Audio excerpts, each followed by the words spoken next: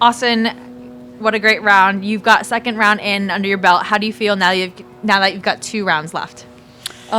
Game feels good. I looked up at the leaderboard a few times and I saw they're only at 8 under, so hopefully they don't get too far away from me. But it was nice to just shoot another solid round. And you started off of 1 with a bogey, but then you came back really quickly with 2 birdies back to back. When would you say the momentum started kicking in for you today? I think pretty early. I hit a really good shot into 3. I hit it to about 3 feet, and then hit another really good shot into 4, and actually hit a really good shot into 5, and just misread the putt a little bit. But I made a good par save on 6. I drove it kind of in the right bushes on 6, and then ended up making par there. I think I just took advantage when I did hit a good shot. I hit a lot of really close iron shots today, and that's kind of where my birdies came from. And then, the rest of the day I kind of just plodded along, and I made a few putts here and there, but it was just a solid round overall. So you mentioned your strong irons. Would you say that's the strongest part of your game right now, or all around it's just great right now? I think everything's solid. Today it was nice to hit some really quality iron shots and have some kind of easy looks at birdie. Mm-hmm.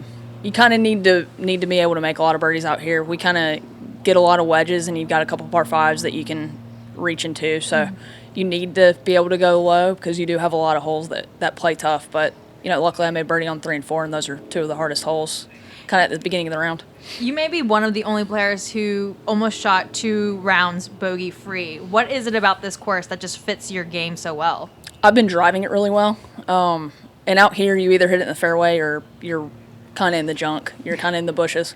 So I've driven it pretty well. And then I think since my iron play has been so good, I've been able to leave myself in good positions, and I've been able to attack pins. And when I haven't, I've left myself in a good enough place where I could get it up and down.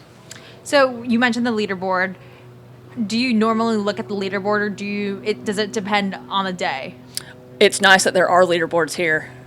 This year's kind of been weird with not having leaderboards, but typically I'll glance at them. I just kind of like to know where I stand. But out here, you kind of know you need to make birdies. Especially with 17 at the end of the round, you've got a chance to reach that one in 2, and maybe get an eagle, and you just kind of need to keep the pedal down. The last question I have is, we've got 2 more rounds left. What do you think will be the most difficult part if they, change the whole locations, or what do you think will be a challenge in the next 2 days? I think it's just wind direction.